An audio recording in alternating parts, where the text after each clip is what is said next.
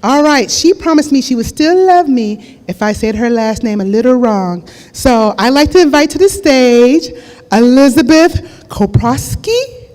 Yay, okay.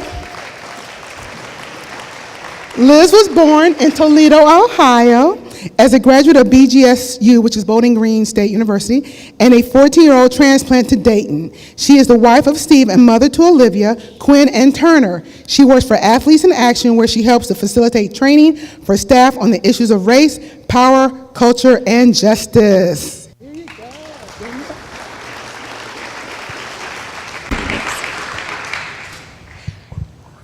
Okay. In my early 20s, I had an identity crisis. I could not find a hobby, and I was a total artist wannabe with no talent. I have no musical abilities, I'm uncoordinated and unathletic, so what was I gonna do? And then I realized I love people, so if people can be a hobby, that's mine. In 1996, I moved to New York City, and that's when I realized God created me to live in cities. I loved walking outside my door, being surrounded by millions of people. From there, I moved to Shanghai, China, which was twice the amount of people. And that's where I met my husband, Steve, and in 2003, we moved to Dayton. And I have to admit, I came here kicking and screaming. I wondered, where the heck are all the people? And it really wasn't until I became a mom, ironically enough, that I realized who my people were and what my purpose is. And so when my daughter, 8 years ago, came into school, I dug my heels deep into the school community, and that's where I found that the true gems of Dayton are its people. My kids go to River's Edge Montessori, which is part of the Dayton Public Schools, and about 5 years ago, it became a hub for immigrant and refugee families.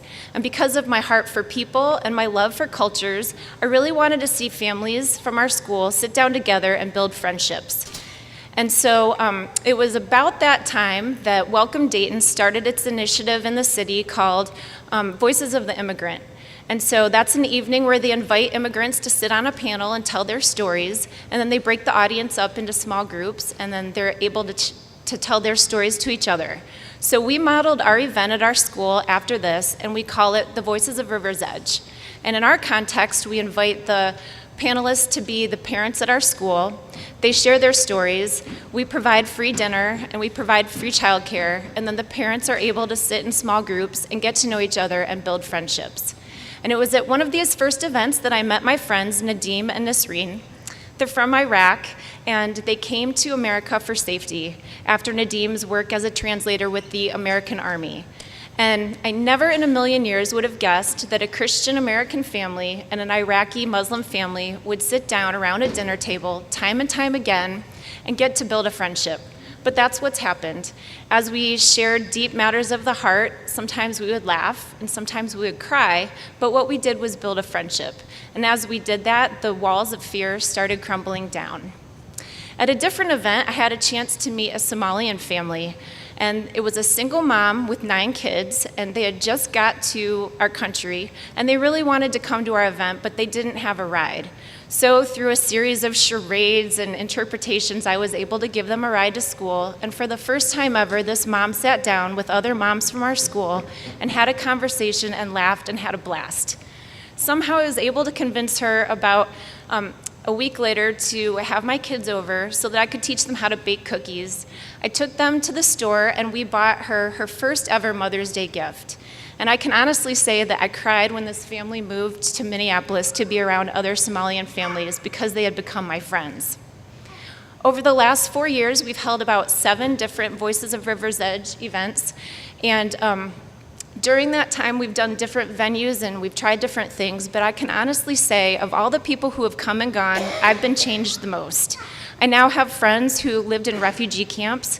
I have dear, dear friends who are undocumented citizens, and my view of the world and of God has really increased. You might have a stereotype of what you think I might be like as an evangelical white Christian woman in this city, and a few years ago, you might have been right. But I do believe that as I've come and continued to press in and meet these people, I've been changed. And in some ways, my politics have really been changed. There are certain news stations that I can no longer watch anymore because they drive me bananas. I have learned how to ask better questions. I've learned how to press into people's stories better. And overall, I hope that I'm learning to become a better friend to people who are unlike me. We come to these events because we want to learn about our differences, but what we've learned is that we come together because of what we have in common, and that's our children. And we all want the same thing for our kids. We want a good education, we want them to be safe, and we want them to have a bright future. And I believe these are the uniting gems of Dayton. I've met so many families from all over the world, and they're all so thankful to be here in America, but it's not without a sense of loss. They've left their homes, they've left families, they've left businesses, they miss their food, they miss communicating in their heart languages, and they miss their traditions. So there's a sense of sadness.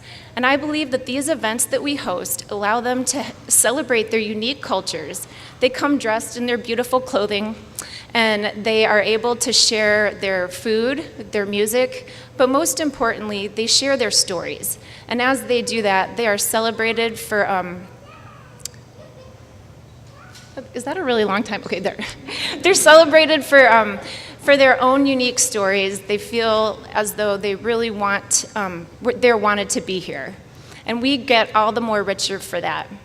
Our kids do this on a daily basis at our school. They do an amazing job of crossing cultures, and they do a really good job of welcoming the newcomer. In fact, they do a better job than a lot of grown-ups that I see in our community. And so these events just really give them, the parents, a chance to do what our kids do on a daily basis. My greatest hope for the families at our school, whether they're from Iraq or they're from Nepal or they're Sudanese, whether they're African American, East Siders or West Siders, that they'll take a few minutes, sit across the table from someone who's different than them, and really appreciate the true beauty of the unique culture that is them. So if you are interested in hosting an event like this, I know that you can contact Welcome Dayton and that they would be happy to help you set up an event like this. And if I can do it, anybody can do it. You're always welcome to come to Rivers Edge Montessori next school year as we host another one of these events. And let's keep trying to find the gems of Dayton together. Thank you.